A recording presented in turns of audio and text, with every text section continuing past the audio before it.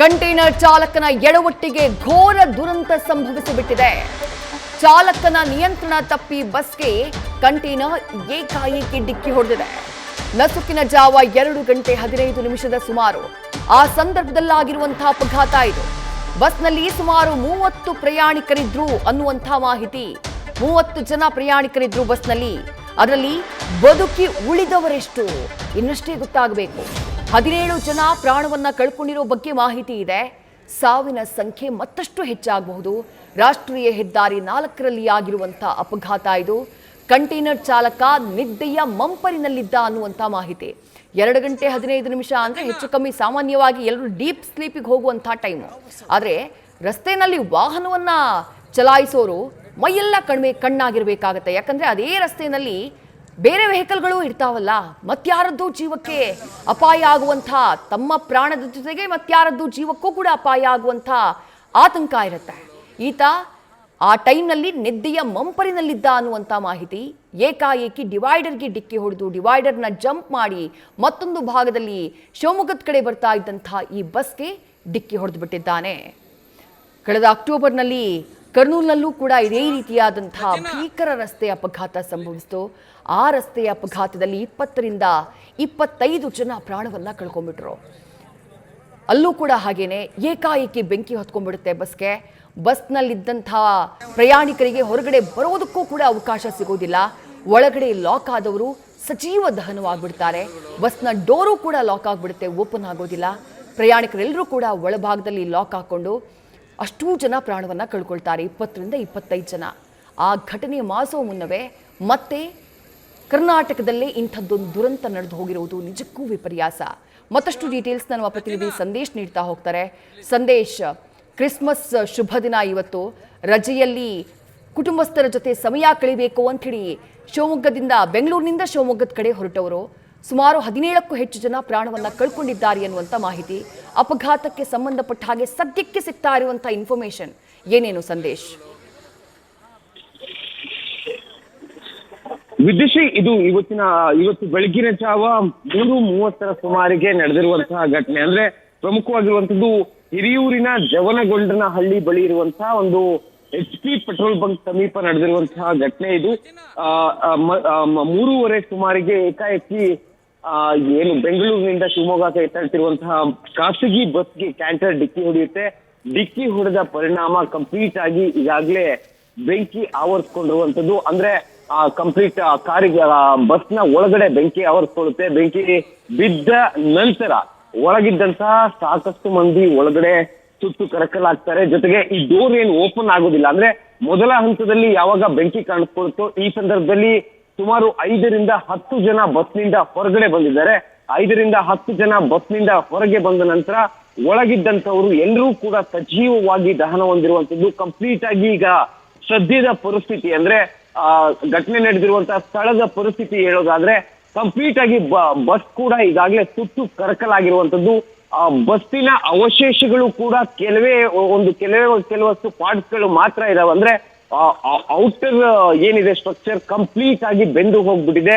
ಈಗ ಚಾಲ್ತಿಯನ್ನ ಹೊರತುಪಡಿಸಿದ್ರೆ ಒಳಗಡೆ ಅಂದ್ರೆ ಆ ಬಸ್ನ ಒಳಭಾಗದಲ್ಲಿ ಏನು ಕೂಡ ಇಲ್ಲ. ಜೊತೆಗೆ ಡಿಕ್ಕಿ ಹೊಡೆದಂತ ಕ್ಯಾಂಟರ್, ಯಾಕಂದ್ರೆ ಇಲ್ಲಿ ಮೇಲ್ನೋಟಕ್ಕೆ ಆ ಒಂದು ಸ್ಥಳವನ್ನ ನೋಡ್ತಾ ಇದ್ರೆ ಕ್ಯಾಂಟರ್ ಲಾರಿ ಏನಿದೆ ಅದು ಆಪೋಸಿಟ್ ವೇನಿಂದ ಬಂದು ಡಿಕ್ಕಿ ಹೊಡೆದಂತೆ ಕಾಣಿಸ್ತಾ ಇದೆ. ಯಾಕಂದ್ರೆ ಈಗ ಒಂದು ಕಡೆ ಬೆಂಗಳೂರಿನಿಂದ ಶಿವಮೊಗ್ಗ ಮಾರ್ಗದಲ್ಲಿ ವೆಹಿಕಲ್ ಇದ್ರೆ ಮತ್ತೊಂದು ಬದಿಯಿಂದ ಅಂದ್ರೆ ಚಿತ್ರದುರ್ಗದಿಂದ ಬೆಂಗಳೂರಿಗೆ ಬರ್ತಿದ್ದಂತಹ ಆ ಬದಿಯಲ್ಲಿ ಬರ್ತಿದ್ದಂತಹ ಒಂದು ಕ್ಯಾಂಟರ್ ಲಾರಿ ಏನಿದೆ ಆ ಲಾರಿ ಏಕಾಏಕಿ ಬಂದು ಬಸ್ಗೆ ಡಿಕ್ಕಿ ಹೊಡೆದಂತೆ ಕಾಣಿಸ್ತಾ ಇದೆ. ಯಾಕಂದ್ರೆ ಇಲ್ಲಿ ಈ ಒಂದು ಸದ್ಯ ಘಟನಾ ಸ್ಥಳದ ಒಂದು ಸಿಚುವೇಶನ್ ಗಳನ್ನ ನೋಡ್ತಾ ಇದ್ರೆ ಆಪೋಸಿಟ್ ವೇ ಅಲ್ಲಿ ಬಂದು ಈಗ ಸದ್ಯ ಒಂದು ಕ್ಯಾಂಟರ್ ವೆಹಿಕಲ್ ಕೂಡ ಎಕ್ಸಾಕ್ಟ್ ಡಿವೈಡರ್ ನ ಮೇಲೆ ಅಪೋಸಿಟ್ ಆಂಗಲ್ ನಲ್ಲಿ ಈಗ ನಿಂತಿರುವಂತದ್ದು. ಅಂದ್ರೆ ಬಸ್ ಒಂದು ಕಡೆ ಮುಖ ಮಾಡಿ ನಿಂತಿದ್ರೆ ಮತ್ತೊಂದು ಕಡೆ ಇದು ಆಪೋಸಿಟ್ ವೇ ನಲ್ಲಿ ಡಿವೈಡರ್ ನ ಮೇಲೆ ಬಂದು ಡಿಕ್ಕಿ ಹೊಡೆದಂತೆ ಕಾಣಿಸ್ತಾ ಇದೆ. ಕಂಪ್ಲೀಟ್ ಆಗಿ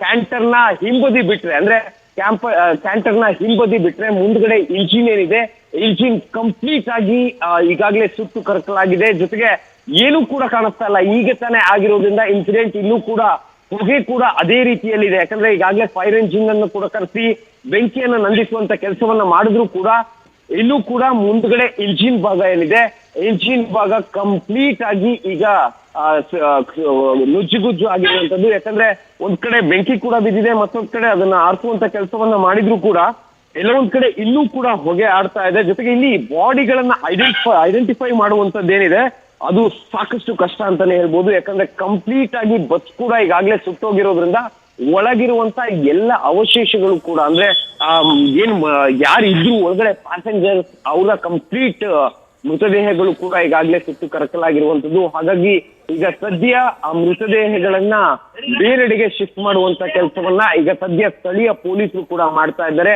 ಸ್ಥಳೀಯ ಪೊಲೀಸರು ಈಗಾಗಲೇ ಆಂಬ್ಯುಲೆನ್ಸ್ ಗಳನ್ನ ಕೂಡ ಕರೆಸಿ ಆಂಬ್ಯುಲೆನ್ಸ್ ಮುಖಾಂತರವಾಗಿ ಬಾಡಿಗಳನ್ನ ಶಿಫ್ಟ್ ಮಾಡುವಂತ ಕೆಲಸವನ್ನು ಕೂಡ ಮಾಡ್ತಾ ಇದ್ದಾರೆ. ಯಾಕಂದ್ರೆ ಈಗ ಘಟನೆಯಲ್ಲಿ ಯಾರೆಲ್ಲ ಮೃತಪಟ್ಟಿದ್ದಾರೆ ಅಥವಾ ಮೃತದೇಹಗಳೇನಿದೆ ಆ ಮೃತದೇಹಗಳನ್ನ ಈಗಾಗಲೇ ಶಿಫ್ಟ್ ಮಾಡುವಂತ ಕೆಲಸವನ್ನ ಕೂಡ ಈಗಾಗಲೇ ಮಾಡ್ತಾ ಇದ್ರೆ, ಮತ್ತೊಂದು ಕಡೆ ಆ ಒಂದು ಏನು ರಸ್ತೆ ಅಪಘಾತ ಆಗಿದೆ ಅಥವಾ ಈ ಒಂದು ಇನ್ಸಿಡೆಂಟ್ ನಡೆದಿದೆ, ಇನ್ಸಿಡೆಂಟ್ ನಿಂದಾಗಿ ಈಗಾಗಲೇ ಕಂಪ್ಲೀಟ್ ಟ್ರಾಫಿಕ್ ಜಾಮ್ ಆಗಿರುವಂತದ್ದು. ಯಾಕಂದ್ರೆ ಸರ್ವಿಸ್ ರಸ್ತೆಯಲ್ಲಿ ಈಗಾಗಲೇ ವೆಹಿಕಲ್ಸ್ ಗಳನ್ನ ಬಿಡುವಂತ ಕೆಲಸವನ್ನ ಕೂಡ ಮಾಡ್ಲಾಗ್ತಾ ಇದೆ. ಅಂದ್ರೆ ಕಂಪ್ಲೀಟ್ ಆಗಿ ಒಂದು ಸುಮಾರು 5 ಕಿಲೋಮೀಟರ್ನಷ್ಟು ಟ್ರಾಫಿಕ್ ಜಾಮ್ ಉಂಟಾಗಿರೋದ್ರಿಂದ ಈಗ ಬದಲಿ ರಸ್ತೆಯನ್ನ ಸರ್ವಿಸ್ ರಸ್ತೆಗೆ ನೀಡಿದ್ದಾರೆ. ಅಂದ್ರೆ ಸರ್ವಿಸ್ ರಸ್ತೆಯ ಮುಖಾಂತರವಾಗಿ ವೆಹಿಕಲ್ಸ್ ಗಳ ಮೂವ್ಮೆಂಟ್ಗೆ ಅವಕಾಶಗಳನ್ನ ಕೂಡ ಮಾಡಿಕೊಡ್ಲಾಗ್ತಾ ಇದೆ. ಈಗ ಪೊಲೀಸರು ಕೂಡ ಸದ್ಯ ಎಲ್ಲರನ್ನೂ ಕೂಡ ದೂರ ಕಳಿಸುವಂತ ಅಂದ್ರೆ ಮಾಧ್ಯಮದವ್ರನ್ನು ಕೂಡ ದೂರ ಕಳಿಸುವಂತ ಕೆಲಸವನ್ನ ಕೂಡ ಈಗಾಗಲೇ ಮಾಡ್ತಾ ಇದ್ದಾರೆ. ಯಾಕಂದ್ರೆ ಅಲ್ಲಿ ಮೃತದೇಹಗಳು ಕಂಪ್ಲೀಟ್ ಆಗಿ ಸುಟ್ಟಿರೋದ್ರಿಂದ ಆ ಮೃತದೇಹಗಳನ್ನ ಶಿಫ್ಟ್ ಮಾಡುವಂತ ಕೆಲಸವನ್ನ ಅಂದ್ರೆ ಒಂದು ಸ್ಟ್ರೆಚರ್ ನಲ್ಲಿ ಹಾಕಿ ಶಿಫ್ಟ್ ಮಾಡುವಂತ ಕೆಲಸವನ್ನ ಕೂಡ ಮಾಡ್ತಾ ಇದ್ದಾರೆ. ಸುಮಾರು 4 ರಿಂದ 5 ಕಿಲೋಮೀಟರ್ನಷ್ಟು ಟ್ರಾಫಿಕ್ ಜಾಮ್ ಕೂಡ ಉಂಟಾಗಿದೆ. ಸರ್ವಿಸ್ ರಸ್ತೆಯಲ್ಲಿ ವೆಹಿಕಲ್ಸ್ ಗಳಿಗೆ ಹೋಗೋದಕ್ಕೆ ಅನುವು ಮಾಡಿಕೊಡ್ಲಾಗಿದೆ. ಈ ಮುಖ್ಯ ರಸ್ತೆ ಏನಿದೆ, ಮುಖ್ಯ ರಸ್ತೆಯ ಒಂದು ಬದಿ ಕಂಪ್ಲೀಟ್ ಆಗಿ ಯಾವುದೇ ವೆಹಿಕಲ್ಸ್ ಗಳ ಮೂವ್ಮೆಂಟ್ ಇಲ್ಲ. ಯಾಕಂದ್ರೆ ಮಧ್ಯ ರಸ್ತೆಯಲ್ಲೇ ಆಕ್ಸಿಡೆಂಟ್ ಆಗಿರೋದ್ರಿಂದ ಬೇರೆ ಬೇರೆ ಸರ್ವಿಸ್ ರಸ್ತೆಯಲ್ಲಿ ಈ ಒಂದು ವೆಹಿಕಲ್ಸ್ ಗಳನ್ನ ಮೂವ್ಮೆಂಟ್ ಮಾಡಲಾಗ್ತಾ ಇದೆ. ಸುಮಾರು ಬಸ್ ನಲ್ಲಿ 30ಕ್ಕೂ ಹೆಚ್ಚು ಜನರು ಇದ್ರು ಅನ್ನೋ ಮಾಹಿತಿ ಲಭ್ಯವಾಗ್ತಾ ಇದೆ. ಆದ್ರೆ ಇಲ್ಲಿ ಸಾವಿನ ಸಂಖ್ಯೆ ಸರಿಯಾಗಿ ಗೊತ್ತಾಗ್ತಾ ಇಲ್ಲ. ಬಿಕಾಸ್ 15ಕ್ಕೂ ಹೆಚ್ಚು ಮಂದಿ ಮೃತಪಟ್ಟಿದ್ದಾರೆ ಅಂತ ಹೇಳ್ತಾ ಇದ್ದಾರೆ. ಆದ್ರೆ ಮೊದಲ ಹಂತದಲ್ಲಿ ಬೆಂಕಿ ಕಾಣಿಸ್ಕೊಂಡಂತ ಸಂದರ್ಭದಲ್ಲಿ ಇಲ್ಲಿ ಸುಮಾರು ಜನ ಬಸ್ನಿಂದ ಕೆಳಗಿಳಿದು ಏನು ಯಾವಾಗ ಬೆಂಕಿ ಕಾಣಿಸ್ಕೊಳ್ತೋ ಮೊದಲ ಹಂತದಲ್ಲಿ ಲೈಫ್ ಸೇವಿಂಗ್ ಟೈಮ್ ಇದೆಯಲ್ಲ, ಆ ಲೈಫ್ ಸೇವಿಂಗ್ ಟೈಮ್ ಎಷ್ಟು ಸಿಕ್ತು ಅಂತ ಹೇಳಿ ಒಳಗಿದ್ದಂತಹ ಪ್ರಯಾಣಿಕರಿಗೆ ಡಿಕ್ಕಿ ಹೊಡೆದ ತಕ್ಷಣ ಏಕಾಏಕಿ ಬೆಂಕಿ ಧಗಧಗಿಸುವುದಕ್ಕೆ ಏನು ಕಾರಣ ಆಯ್ತು? ಇಂಜಿನ್ ಬ್ಲಾಸ್ಟ್ ಆಯ್ತಾ? ಎದುರುಗಡೆ ಇದ್ದಂಥವ್ರು ಬಸ್ನಿಂದ ಇಳಿಯೋದಕ್ಕೆ ಎಷ್ಟು ಸಮಯ ಸಿಕ್ತು ಅಂತ ಹೇಳಿ ಸಂದೇಶ್. ವಿದ್ಯುಶ್ರೀ, ಇಲ್ಲಿ ಈ ಒಂದು ಸ್ಥಳೀಯರ ಮಾಹಿತಿಯನ್ನ ನಾವು ಕೇಳಿದಾದ್ರೆ ಅಥವಾ ಸ್ಥಳೀಯರ ಮಾಹಿತಿ ಪ್ರಕಾರವಾಗಿ ಇಲ್ಲಿ ಯಾವಾಗ ಬಂದು ಡಿಕ್ಕಿ ಹೊಡೆಯುತ್ತೋ ಅಂದ್ರೆ ಇದು ಫ್ರಾಕ್ಷನ್ ಆಫ್ ಸೆಕೆಂಡ್ಸ್ ಅಲ್ಲಿ ಆಗಿರುವಂತದ್ದು. ಯಾವಾಗ ಬಂದು ಡಿಕ್ಕಿ ಹೊಡೆಯುತ್ತೋ, ಡಿಕ್ಕಿ ಹೊಡೆದ ನಂತರ ಇಂಜಿನ್ ಮುಖಾಂತರವಾಗಿ ಇಲ್ಲಿ ಬೆಂಕಿ ಕಾಣಿಸ್ಕೊಂಡಿದೆ. ಬೆಂಕಿ ಕಾಣಿಸ್ಕೊಂಡ ನಂತರ ಅಂದ್ರೆ ಇದು ಫ್ರಾಕ್ಷನ್ ಆಫ್ ಸೆಕೆಂಡ್ಸ್ ಅಲ್ಲಿ ಆಗಿರುವಂತದ್ದು. ಒಂದು 10 ರಿಂದ 15 ಸೆಕೆಂಡ್ ಮ್ಯಾಕ್ಸಿಮಮ್ ಟೈಮಿಂಗ್ಸ್ ಅಲ್ಲಿ ಆಗಿರುವಂತದ್ದು. ಯಾಕಂದ್ರೆ ಒಂದು 10 ರಿಂದ 15 ಸೆಕೆಂಡ್ ನಲ್ಲಿ ಎಲ್ಲವೂ ಕೂಡ ನಡೆದು ಹೋಗಿದೆ. ಸೊ ದಟ್ ಈ ಆ ಒಂದು ಟೈಮ್ ಏನಿದೆ, ಲೈಫ್ ಸೇವಿಂಗ್ ಟೈಮ್ ಏನಿದೆ, ಆ ಟೈಮ್ ಕೂಡ ಆ ಒಂದು 15 ಸೆಕೆಂಡ್ಸ್ ನಲ್ಲಿ ಯಾರೆಲ್ಲ ಹೊರಗಡೆ ಬಂದಿದ್ದಾರೆ ಅವರು ಕೂಡ ಹೊರಗಡೆ ಬಂದಿದ್ದಾರೆ. ಅಥವಾ ಏನು ಸ್ಟಾರ್ಟಿಂಗ್ ಹಂತದಲ್ಲಿ ಯಾರೆಲ್ಲ ಎದ್ದಿದ್ರು, ಯಾಕಂದ್ರೆ ಸ್ಲೀಪರ್ ಕೋಚ್ ಆಗಿರೋದ್ರಿಂದ ಯಾರೆಲ್ಲ ಎದ್ದಿದ್ರು ಅಂತವ್ರು ಹೊರಗಡೆ ಬಂದಿದ್ದಾರೆ. ಮಲಗಿದ್ದಂಥವ್ರಿಗೆ ಏನಿದೆ ಅಲ್ಲಿ ಟೈಮ್ ಕೂಡ ಸಿಕ್ಕಿಲ್ಲ ಇವ್ರಿಗೆ. ಎಲ್ರನ್ನೂ ಕೂಡ ಎದುರಿಸ್ಕೊಂಡು ಹೊರಗೆ ಬರೋದಕ್ಕಾಗಿರ್ಬೋದು ಅಥವಾ ಅವ್ರನ್ನ ಕರ್ಕೊಂಡ್ ಬರೋದಕ್ಕಾಗಿರ್ಬೋದು, ಅದಕ್ಕೆಲ್ಲ ಸೇವ್ ಮಾಡೋದಕ್ಕಾಗಿರ್ಬೋದು ಅಥವಾ ಈ ಸೇವ್ ಮಾಡೋದಕ್ಕೆ ಸಂಬಂಧಪಟ್ಟಂತೆ ಯಾವುದೇ ರೀತಿಯಲ್ಲೂ ಕೂಡ ಟೈಮ್ ಸಿಕ್ಕಿಲ್ಲ ಇವ್ರಿಗೆ. ಇಲ್ಲಿದ್ದಂತ ಸ್ಥಳೀಯರಿಗಾಗಿರ್ಬೋದು ಅಥವಾ ಒಳಗಿದ್ದಂತ ಬಸ್ ನಲ್ಲಿದ್ದಂತ ಬೇರೆ ಪ್ಯಾಸೆಂಜರ್ಸ್ಗಳು ಯಾರೆಲ್ಲ ಹೊರಗಡೆ ಬಂದಿದ್ದಾರೆ ಅವ್ರಿಗೂ ಕೂಡ ಯಾರಿಗೂ ಇಲ್ಲಿಂದ ಏನು ಬೇರೆ ಯೋಚನೆ ಮಾಡೋದಕ್ಕಾಗಿಲ್ಲ. ಮೊದಲಿಗೆ ಅವರು ಹೊರಗೆ ಬರುವಂತ ಕೆಲಸವನ್ನ ಮಾಡಿದ್ದಾರೆ. ಅದಾದ ನಂತರ ಅವರ ಕಣ್ಣ ಮುಂದೆಯೇ ಕಂಪ್ಲೀಟ್ ಆಗಿ ಈ ಒಂದು ಬಸ್ ಕೂಡ ಬೆಂಕಿಗೆ ಆಹುತಿಯಾಗಿರುವಂತದ್ದು. ಜೊತೆಗೆ ಬಸ್ನ ಒಳಗಿದ್ದಂತ ಪ್ಯಾಸೆಂಜರ್ಗಳು ಕೂಡ ಸಾಕಷ್ಟು ಜನ ಈಗಾಗಲೇ ಸಜೀವವಾಗಿ ದಹನವನ್ನು ಹೊಂದಿದ್ದಾರೆ. ವಿದ್ಯಶ್ರೀ, ಸಂದೇಶ್, ಈ ಅಪಘಾತ ನಡೆದಂತಹ ಸ್ಥಳದಿಂದ ಶಿವಮೊಗ್ಗ ರೀಚ್ ಆಗಬೇಕು ಅಂದ್ರೆ ಇನ್ನೆಷ್ಟು ದೂರ ಬಾಕಿ ಇತ್ತು ಅಂತ ಹೇಳಿ? ವಿದೇಶಿ ಇಲ್ಲಿಂದ ಸುಮಾರು 160 ಕಿಲೋಮೀಟರ್ ದೂರ ಇತ್ತು. ಅಂದ್ರೆ ಶಿವಮೊಗ್ಗದಿಂದ ಚಿತ್ರದುರ್ಗಕ್ಕೆ 100 ಕಿಲೋಮೀಟರ್ ಇದೆ. ಚಿತ್ರದುರ್ಗದಿಂದ ಈ ಒಂದು ಘಟನಾ ಸ್ಥಳಕ್ಕೆ ಒಂದು 55 ರಿಂದ 60 ಕಿಲೋಮೀಟರ್ ಇದೆ. ಅಂದ್ರೆ ಸುಮಾರು 155 ರಿಂದ 160 ಕಿಲೋಮೀಟರ್ ದೂರ ಇತ್ತು. 155ರಿಂದ 160 ಕಿಲೋಮೀಟರ್ ದೂರದಲ್ಲಿ ಇದ್ದಂತ ಸಂದರ್ಭದಲ್ಲೇ ಈ ರೀತಿಯ ಘಟನೆ ಆಗಿರುವಂತದ್ದು. ಯಾಕಂದ್ರೆ ಇದು ಎಕ್ಸಾಕ್ಟ್ಲಿ ಜವನಗೊಂಡನಹಳ್ಳಿ, ಅಂದ್ರೆ ಚಿತ್ರದುರ್ಗ ಜಿಲ್ಲೆಯ ಹಿರಿಯೂರು ತಾಲೂಕಿನ ಜವನಗೊಂಡನಹಳ್ಳಿ. ಇಲ್ಲಿಂದ ಎಕ್ಸಾಕ್ಟ್ 15 ಕಿಲೋಮೀಟರ್ಸ್ಗೆ ಹಿರಿಯೂರು ತಾಲೂಕಿದೆ.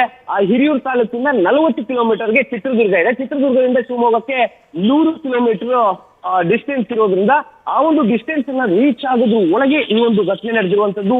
ಈಗಾಗಲೇ ಘಟನಾ ಸ್ಥಳಕ್ಕೂ ಕೂಡ ಚಿತ್ರದುರ್ಗ SP ಭೇಟಿ ನೀಡಿದ್ದಾರೆ. ಜೊತೆಗೆ ತುಮಕೂರಿನ SP ಆಗಿರುವಂತ ಅಶೋಕ್ ಅವರು ಕೂಡ ಭೇಟಿ ನೀಡಿ ಈಗ ಸ್ಥಳದ ಒಂದು ಪರಿಶೀಲನೆಯನ್ನ ಕೂಡ ನಡೆಸ್ತಾ ಇದ್ದಾರೆ. ಬಿಕಾಸ್ ಈಗಾಗಲೇ ದೊಡ್ಡದೊಂದು ದುರಂತ ನಡೆದು ಹೋಗಿದೆ. ಇಲ್ಲಿ ಪ್ರಾಥಮಿಕ ಹಂತದಲ್ಲಿ ಸೇವ್ ಅನ್ನ ಏನ್ ಮಾಡ್ಬೇಕು ಅಥವಾ ಮೃತದೇಹಗಳನ್ನ ಶಿಫ್ಟ್ ಮಾಡುವಂತ ಕೆಲಸವನ್ನ ಏನ್ ಮಾಡ್ಬೇಕು, ಆ ಕೆಲಸವನ್ನ